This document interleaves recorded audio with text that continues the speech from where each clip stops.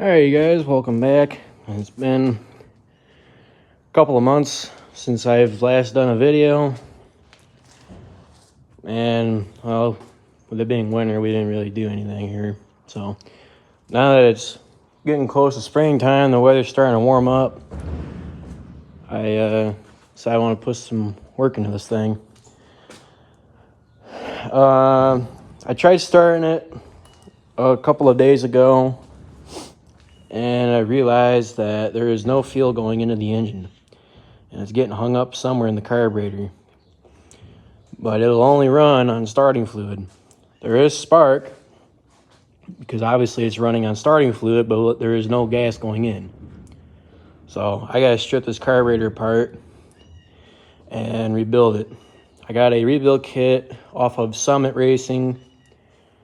I didn't see really any reviews on it, so we're just going to try and wing it and hope for the best. Now, the only thing that I did notice with that kit is that it did not come with new floats. So, we'll see. But I don't think this carburetor's ever been taken apart fully in its lifetime. But a lot of people would say, just swap the carburetor out with a Holly or Edelbrock or whatever. If I can't get this thing to tune in right, or if I have somebody else try and tune it in right and they still can't get it tuned right, then I'll probably just end up going with a Holly. But for $45 for a rebuild kit, we might as well just give it a try. So, I'll get back with you guys here in just a little bit. Alright, we got the carburetor off. The intake, it's pretty nasty. I'm going to have to run some cleaner of some sort through it. I haven't figured it out yet, but it's covered in a bunch of carbon buildup. Yeah, there was a lot of linkages on this carburetor, more than what I'm used to seeing. And we'll head across to the other barn here and see what the thermoquad looks like. Now, I'm not going to do a complete breakdown video on it. There's already a really good multi-part series on breaking these down and rebuilding them. But this is what we're working with. Definitely different than what a Holly or an Edelbrock would be. Now, there should be a serial number on the back side here that, depending on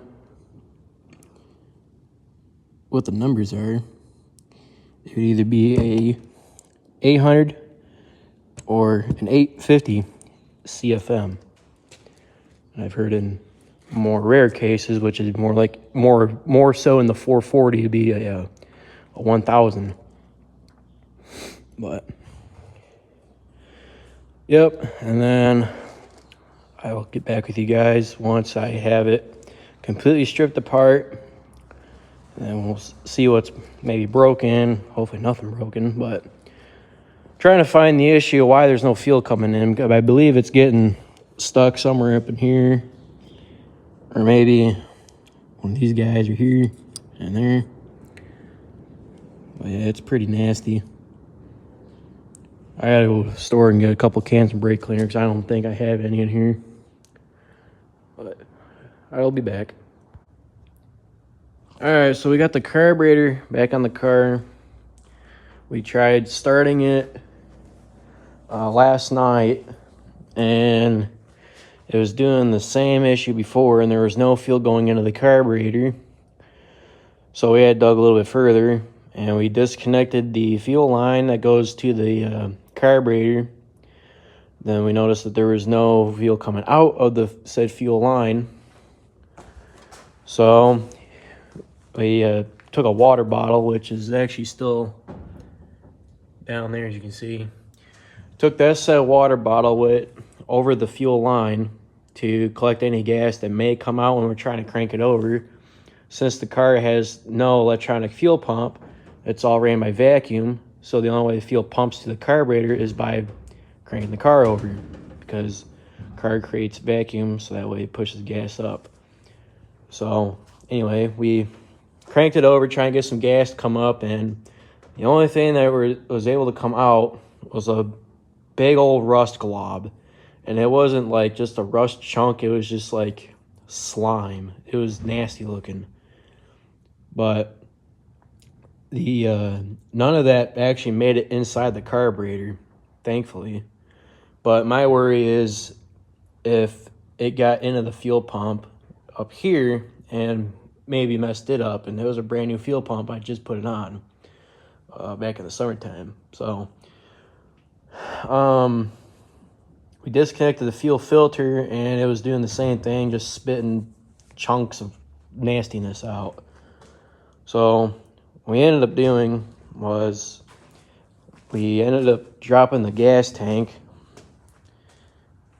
last night, and I don't know if I'll be able to get any light in there. I have to crawl down there, but I might be able to post a picture of it on the video. I'll have to figure out how to edit that in, because I'm doing this all on my phone. So, but the inside of the gas tank, it is not nice looking.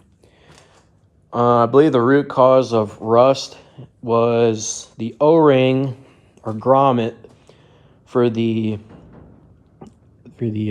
fill tube was so dry rotted and falling apart that there was gaps that were going inside the gas tank, and I believe moisture was getting inside the gas tank when this was sitting, and the moisture creating the rust.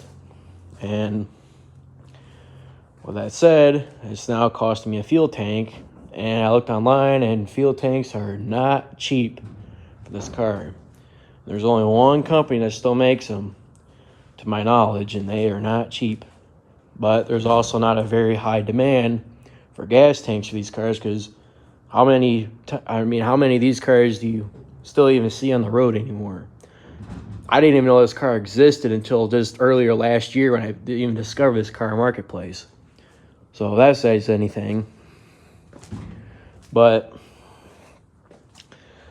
I think I'm going to wrap up the video on this, and then I'll do another video when we actually get this thing running, because this is actually going to push me out for probably about another week and a half, possibly 2 weeks. I'm going to bite the bullet either tonight or maybe next week on getting a gas tank. But I'm going to try. I need to get this car done before the first car show is coming up in a few weeks. So I need to get this thing done before then. But anyway, just keep an eye out for the next video to come out for this car in probably about a month or so. We're going to try and push out a little bit more videos, just like on other stuff that we have around here. Because he's got a golf cart in there he wants to work on. We got my cop car in there that we need to start tearing apart. He's got a Dodge Ram truck frame over here. That's going to be a burnout truck. He's still got a bunch of work to do to that. There's the bed for it. But it's in my pocket. I did order this emblem, or the ornament, to put right there, because this was missing when I got the car. So I'm going to try and mess with that once I end the video. But anyway, that's it, and until next time.